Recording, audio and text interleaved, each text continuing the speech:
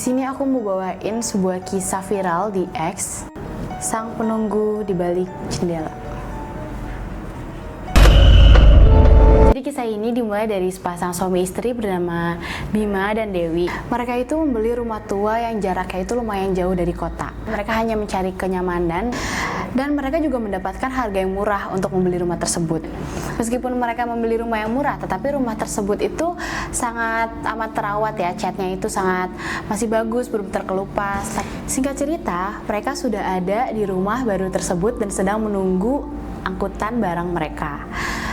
Di situ Dewi melihat sekeliling rumahnya dan terpaku pada satu rumah di mana kondisinya itu rumahnya sangat tidak terawat.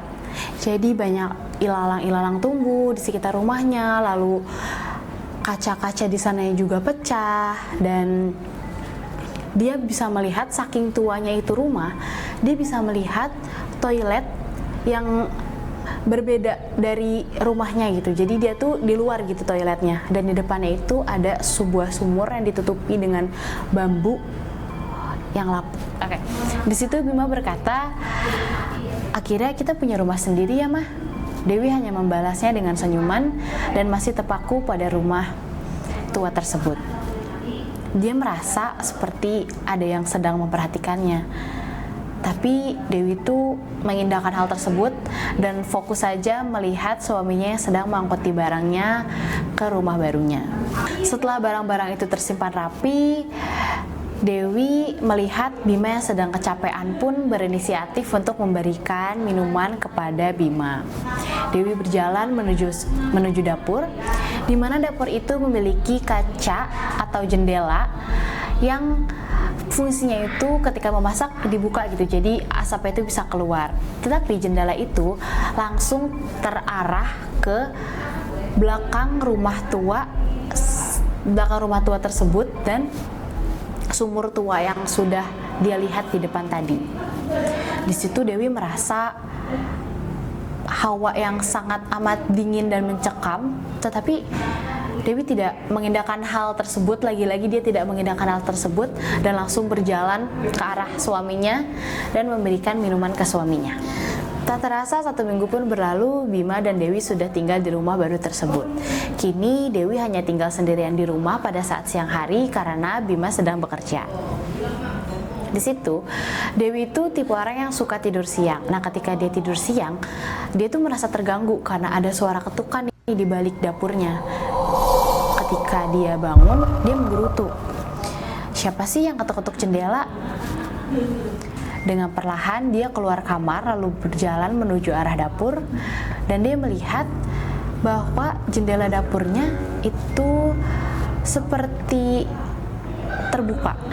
Dia merasa hawa dingin dari jendela itu. Dia tuh berpikir, siapa yang membuka jendelanya? Lalu dia berpikir lagi, mungkin hanya angin yang menerbangkan rerumputan dari rumah sebelah sehingga terdengar seperti ketukan. Jadi tanpa pikir panjang, dia ingin menutup jendela dapur tersebut. Namun ketika sudah ditutup, dia melihat ada telapak tangan yang ada di jendelanya. "Papa, denger gak?" ucap Dewi. Seketika Bima terbangun. "Dengar apa?"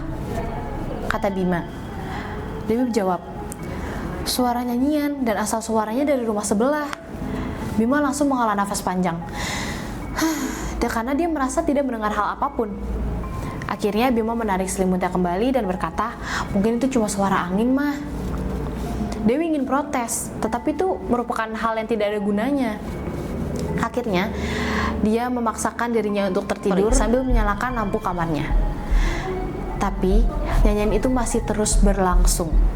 Akhirnya Dewi menutup kupingnya dengan bantal dan mencoba untuk tidur kembali. Tanpa sadar, di jendela kamarnya ada sesosok bayangan yang berdiri tepat di depan jendelanya sambil menunjuk ke arah perut Dewi yang semakin membesar.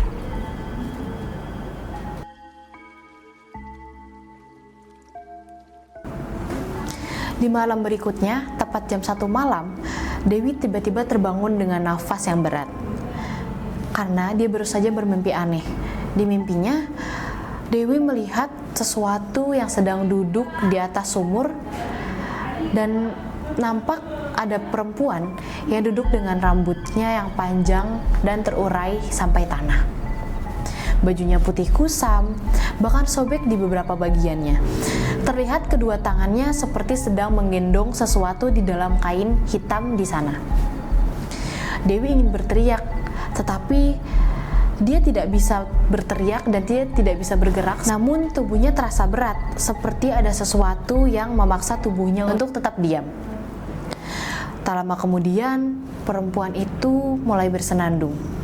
Suaranya itu terdengar sama. Di situ, Dewi merasa langsung bergemetar. Dan entah mengapa tubuhnya seperti didorong untuk melangkah lebih dekat dengan sosok tersebut. Dia penasaran dengan kain hitam yang sedang dia bawa. Semakin dia mendekat, perempuan itu tiba-tiba berhenti bersenandung dan dia memiringkan kepalanya secara perlahan dan menatap perut Dewi yang membesar sambil tersenyum kecil.